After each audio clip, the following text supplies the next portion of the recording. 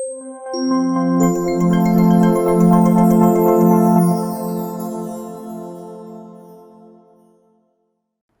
वालेकुम। साजिद अवान, पाक flag properties, बहरिया town, Karachi.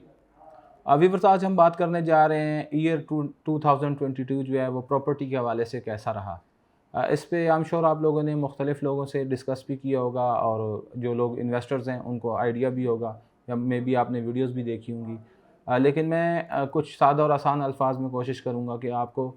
2022 का वो फैक्टर बताता चलूँ प्रॉपर्टी के हवाले से जो कि बहुत अच्छा रहा, और वो फैक्टर भी कि जो कि इतना अच्छा नहीं रहा। और इसी तनाज़ुर को मद्देनज़र रखते हुए आप इंशाअल्लाह मेरी कोशिश होगी कि 2023 का भी आपको जो है वो आइडिया हो जाए कि प्रॉपर्टी के हवाले से वो कैसा रहेगा। तो 2022 में अगर हम देख लें तो सबसे पहले तो एमनेस्टी स्कीम जो पीएम हमारे एक्स पीएम की तरफ से मुतारिफ़ करवाई गई थी, वो एंड होने जा रही थी। तो उस वक्त जैसे ही ये साल शुरू हुआ तो उस स्कीम के ख़त्म होने की डर की वजह से भी है काफ़ी ज़्यादा इन्वेस्टमेंट हुई, ओवरऑल पाकिस्तान में हुई, बैरिया टाउन कराची में भी हुई। और हमने देखा कि प्रॉपर्टी जो है उसकी प्राइसेस वो बूम पर थी, यानी 15% 20% जो है वो पहले जनवरी फरवरी में ही उनकी कीमतें पहले से ज़्यादा बढ़ चुकी थी। फिर इसी तरह रमज़ान अल मुबारक आ गया, तकरीबन कोई मार्च अप्रैल की बात है, तो उस वक्त जो प्रॉपर्टीज़ हैं वो उनको पर लग गए, क्योंकि ओवरसीज़ पाकिस्तानी जो हमारे वो वापस आए, ज़ाहिर जो लोग ईद गुजारने के लिए आते हैं, तो उनकी तरफ से भी देखा गया कि एक अच्छी इन्वेस्टमेंट की गई, ख़ास तौर पे बिल्ड अप प्रॉपर्टी जो है, यानी अपार्टमेंट्स हो गए, विलाज हो गए, क्योंकि उन्होंने वहाँ पर ले करके या तो खुद रहना था और या उसको रेंट आउट करना था। उसके अलावा इन्वेस्टमेंट के पॉइंट ऑफ व्यू से लोगों ने जो है वो प्लॉट्स को भी कंसिडर किया और उनकी प्राइसेस भी गई। लेकिन इसके साथ साथ एक बहुत जो ज़्यादा काम हुआ है जिसके ऊपर एंड यूज़र का ख़ास तौर पे या जनरल क्लाइंट का इतना उस पे रुझान नहीं था, लेकिन जो बैरिया टाउन के बिल्डर्स हज़रात हैं या बैरिया टाउन के जो पुराने इन्वेस्टर्स हैं, जो लार्ज स्केल के इन्वेस्टर्स हैं, उन्होंने कमर्शियल जितना भी प्लॉट है, कमर्शियल जितनी भी प्रॉपर्टी है, उस पे बहुत अच्छी तादाद के अंदर जो इन्वेस्टमेंट की। और हमें देखने में आया कि तकरीबन कोई 40% 50% तक भी तकरीबन आप जून तक कह लें या अगस्त तक कह लें, या अगस्त जुलाई या जून तक प्रॉपर्टी जो है उसकी प्राइसेस जो है जनवरी को अगर कंपेयर करें तो मज़ीद ऊपर गई। फिर इसके साथ साथ हमने ये देखा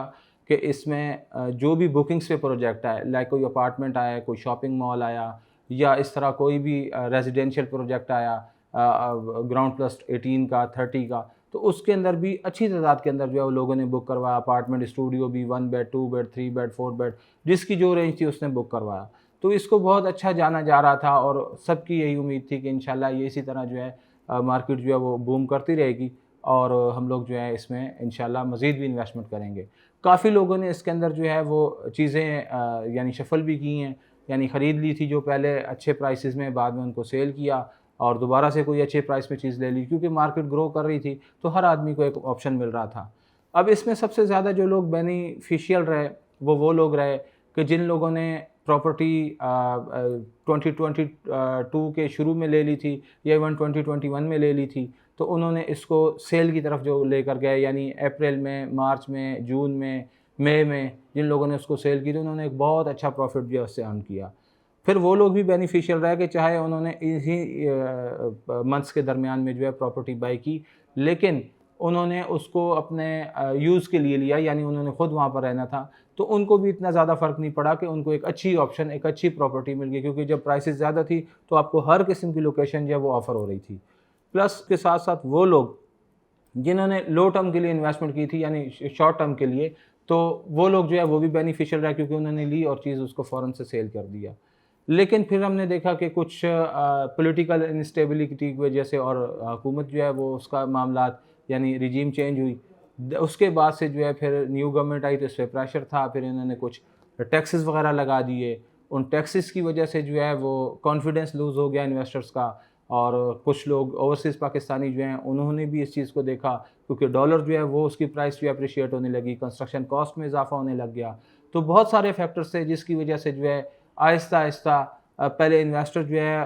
उसने यहाँ से किनारा कशी की, फिर आहिस्ता आहिस्ता देखते ही देखते जो कि जेन्युइन लोग थे, ज़रूरतमंद लोग थे या इवन एंड यूज़र थे, उनकी तरफ से जो है ये रुझान देखने में आया कि उन्होंने भी अपनी चीज़ें या तो सेल पे ऑफ़र कर दी हैं या उनमें क़ुव्वत ख़रीद नहीं रही कि वो लोग उस चीज़ को बाय कर सके। तो अल्टीमेटली उसका नतीजा ये हुआ कि आहिस्ता आहिस्ता करते करते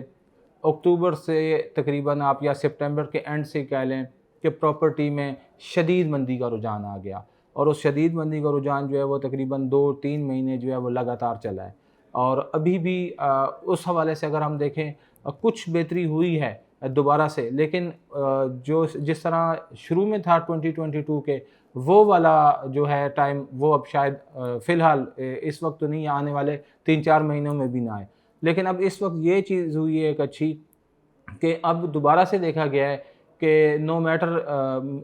इकॉनमी की कंडीशन, तकरीबन हम तमाम लोग जो भी है वो बखूबी आगाह हैं, उससे जानते हैं, लेकिन उसके बावजूद अब आहिस्ता आहिस्ता लोग दोबारा से जो है चांस की चीज़ें, चांस की डील्स जो हैं वो इवन इन्वेस्टर्स भी ले रहे हैं, और जो एंड यूज़र है वो तो ले रहा है, क्योंकि उसको प्रॉपर्टी जो है 20% 30% अब जो है as compare to previous prices अब जो है उनको वो काफ़ी सस्ती मिल रही हैं। तो लोग उस तरफ जा रहे हैं, दोबारा से बाइंग सेलिंग का एक सिलसिला शुरू हुआ है। और इसी चीज़ को, इसी सिचुएशन को भांपते हुए बहरिया टाउन कराची ने भी BTK 2 की डील जो है वो देने का ऐलान किया है, क्योंकि अभी आहिस्ता आहिस्ता दोबारा लोगों को कॉन्फिडेंस आ रहा है और इंशाल्लाह बेहतरी भी आ रही है मुल्क में इकॉनमी के लिहाज से। तो इंशाल्लाह अब 2023 जो है उसको अगर देखा जाए तो शुरू में जैसे ही जनवरी, फरवरी, मार्च में उम्मीद ये की जा रही है कि